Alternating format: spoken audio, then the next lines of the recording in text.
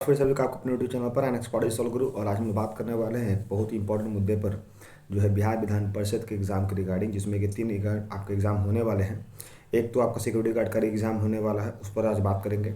कल हम लोगों ने बात किया था एएसओ के रिगार्डिंग कि एएसओ में जो डेट था 14 तारीख का, उसका एडमिट कार्ड के रिगार्डिंग कब तक आएगा। तो मैंने बोला था कि आप लोग को लास्ट जो है वो 10 तारीख तक देखना है, क्योंकि अगर जैसा कि अपडेट मैंने कल दिखाया था कि 10 तारीख तक वो लास्ट अपडेट कर देगा कि या तो उसे एग्ज़ाम लेना है या नहीं। और अगर वो एग्ज़ाम ले लिया तो समझिए कि जो 21 तारीख को एग्ज़ाम होने वाली थी, जो नया ऑफिस अटेंडेंट का एग्ज़ाम था बिहार विधान परिषद का, वो भी कंडक्ट करवा लिया जाएगा। तो बेसिकली आज का वीडियो बेसिकली इस पर रहने वाला है कि सिक्योरिटी गार्ड का एग्ज़ाम जो री एग्ज़ाम है वो इलेक्शन के बाद होगा या पहले होगा। सो वैसे बच्चे जो लगातार मुझे मैसेज कर रहे थे उनके लिए वीडियो हेल्पफुल होने वाला है, साथ ही साथ ये वीडियो उनके लिए भी हेल्पफुल होने वाला है जो बच्चे कहीं ना कहीं और से देखे थे कि सिक्योरिटी गार्ड का री एग्ज़ाम होने वाला है या नहीं। ठीक है, तो इसलिए वीडियो को शुरू करने से पहले जो नए बच्चा चैनल को देख रहे हैं उनको बताना चाहता हूँ कि चैनल पर आपको बिहार विधानसभा और बिहार विधान परिषद के जितने भी वैकेंसी आते हैं उन सही वैकेंसी का सबसे पहले लेटेस्ट अपडेट यहाँ पर आता है। साथ ही साथ उसके एग्जाम का एनालिसिस भी किया जाता है और उसके एक्सपेक्टेड रिजल्ट का डेट बताया जाता है। सो वैसे बच्चे जो बिहार किसी भी एग्जाम की तैयारी कर रहे हो हमारे चैनल को सब्सक्राइब करके बेल आइकन हिट कर ले, ताकि सारा नोटिफिकेशन वहाँ से उनको मिलता रहे और सफलता सुनिश्चित होती रहे। एक चीज़ और भी कहना है वीडियो को शुरू करने से पहले कि आज जो बेसिकली है, मैं सोच रहा था आप लोग से थोड़ा कुछ चीज़ें पूछने के लिए कि बिहार विधान परिषद में जो एएसओ का है 40 नंबर का जो क्वेश्चन आने वाला है, मैं सोच रहा था कि उसके रिगार्डिंग एक जीके जीएस का मैराथन चला दूं, क्योंकि जाहिर सी बात है कि अब हमारे पास दिन भी 4-5 दिन है, तो उसके लिए जीके जीएस का मैराथन चला दूं। तो आपको इस विषय में क्या कहना है कि क्या वो जीके जीएस मैराथन सही रहेगा?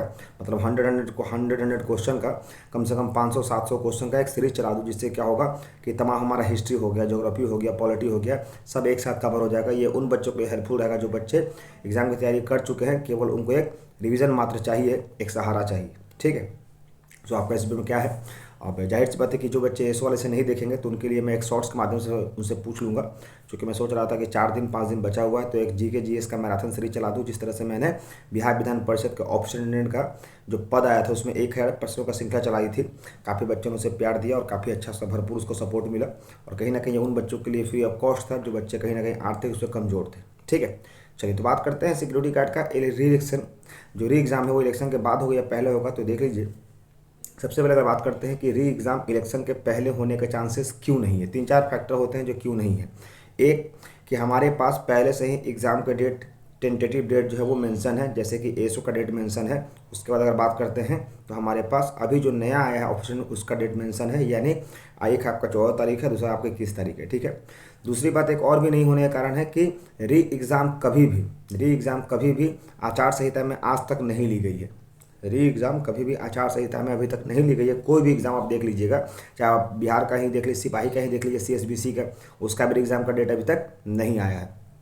तीसरी फैक्टर ये भी होती है कि री एग्ज़ाम हमारे आचार संहिता में ना लगने के कारण ये भी होता है कि जितने भी हमारी सरकारी तंत्र होते हैं वो बेसिकली जो है वो आम तौर पर कुछ तंत्रों को छोड़ दिया जाता है, कुछ सिस्टम को छोड़ दिया जाए तो मैक्सिमम जो सिस्टम होती हैं वो कहीं ना कहीं चुनाव में डायरेक्टली और इनडायरेक्टली इन्वॉल्व हो जाती है। आप लोगों ने देखा होगा कि चुनाव के समय जो टीचर लोग हैं, सरकारी टीचर, उनका भी जो है वो ड्यूटी जो है वो लग जाता है चुनाव करवाने में। तो आप समझ सकते हैं कि इसको लेकर के सरकार के पास एक बहुत बड़ी चैलेंज है, क्योंकि चुनाव जो होती है वो केवल बल पर नहीं बुद्धि पर भी करवाया जाता है, और चुनाव को फेयर एंड फ्री तरीके से कंडक्ट करवाना हर राज्य का दायित्व बन जाता है। और अगर किसी राज्य में मान के चलिए कि चुनाव अगर गलत तरीके से कंडक्ट हो रहा है, तो उस राज्य में अगर कोई भी एग्ज़ाम उस दिन हुआ है या उस दिन हो रहा है तो सीधे उस एग्ज़ाम को भी कैंसिल कर दिया जाएगा। जैसे मैं आपको छोटा सा एग्जाम्पल से बता रहा हूँ कि मान लीजिए 14 तारीख को एग्ज़ाम हुआ और एग्ज़ाम के पहले या उसके एक दिन बाद भी अगर कोई चुनाव होने वाला है और अगर वो चुनाव सही तरीके से नहीं हुआ है, तो इस केस में जो होते हैं वो उस डेट का एग्ज़ाम भी कैंसिल कर दिया जाता है कि हो सकता है कि मिसकंडक्ट उसमें भी देखने को मिला हो।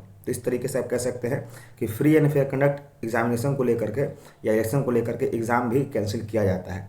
तो जहाँ तक मुझे लगता है कि आप लोग का जो री एग्ज़ाम होने वाला, जो बच्चे मुझे लगातार बोल रहे सर पता करके बताइए, फाइनली मैंने पता कर लिया इस चीज़ का कि आप लोग का जो री एग्ज़ाम है वो जुलाई के बाद होगा, यानी पूरा आपके पास 2 महीना है, अप्रैल और मई और जून भी कह सकते हैं। ये पूरा अप्रैल चलेगा, अप्रैल मई जून 3 महीने आपके पास हैं। अच्छे से मेहनत कर लीजिए, फिजिकल कर लीजिए, क्योंकि जाहिर सी बात है फिजिकल अगर अच्छे से रहेगा तो कहीं ना कहीं आपका सपना जो काफ़ी लंबे समय से संघर्ष के रूप में देखने को मिल रहा है उसे जरूर सफलता मिलेगी। ठीक है, क्योंकि जाहिर सी बात है कि अगर आज भी एग्ज़ाम ले लिया जाए तो बहुत तरह से बच्चे ऐसे जो केवल मैसेज लिख रहे हैं वो फेल हो जाएंगे। ठीक है, और कुछ बच्चे ऐसे भी होंगे जो 3 महीना बाद भी अगर एग्ज़ाम ले लिया जाए तब भी फेल हो जाएंगे। तो उन बच्चों के लिए डायरेक्टली ये सूचना जनहित में जारी है कि अपने ऊपर फोकस करें, अपने ऊपर समय दें, क्योंकि जाहिर सी बात है समय जो है वो कहा जाता है कि पत्थर को भी काट देता है। तो एक वक्त का होता है, वक्त बदलता है, और वक्त बदलता है तो कुछ लोगों के दिन बदलते हैं और कुछ लोगों की दिनचर्या बदलती है। ठीक है, इसलिए वक्त का हमेशा ख्याल रखें और अपने लिए हमेशा मेहनत करते रहें। साथ ही साथ आपके पास जीवन में जितने भी अवसर मिलते हैं, कुछ बच्चों को मैं देखता हूं कि एक ही नौकरी पर सीमित हो जाते हैं, भरेंगे तो यही नौकरी भरेंगे, नहीं तो कोई नहीं भरेंगे। तो अपने पास अवसर रखिए, जो भी आपके सामने अवसर आता है, लगता है आपको कि ये अवसर उससे पहले हो सकता है, तो पहले उस अवसर में जाइए। ऐसा नहीं कि आप स्टिक हो जाइए कि नहीं हम इसी ट्रेन में बैठेंगे, मालूम चला कि वो ट्रेन कैंसिल हो गई और आप ना घर के रहे ना घाट के। इसलिए बहुत सारे बच्चों को मैंने उम्र बर्बाद करते हुए देखा है। मैंने बच्चों को 21 साल से 30 साल तक होते हुए देखा है, और लास्ट में उस बच्चों को कोई पूछने वाला नहीं होता है। इसलिए आप लोग को एक सबसे इंपॉर्टेंट सलाह जो होगी कि आप लोग बिहार विधान परिषद का फॉर्म तो भर ही रहे हैं, एसएससी का भी फॉर्म भरिए, अदर स्टेट का ही फॉर्म भरिए, क्योंकि अगर अवसर आपके पास ज़्यादा है तो समझिए कि आप कहीं ना कहीं एक अच्छे युग में जी रहे हैं, एक अच्छे इन्वायरमेंट में जी रहे हैं। ठीक है, अगर सबका पैटर्न नियर अबाउट 19-20 है तो आप फॉर्म भरिए, क्योंकि जाहिर सी बात है ये जब होगा तो होगा, उससे पहले अगर ये हो जाएगा तो इसके बारे में सोचना ही नहीं होगा। ठीक है, तो ये सोचना जनहित में जारी।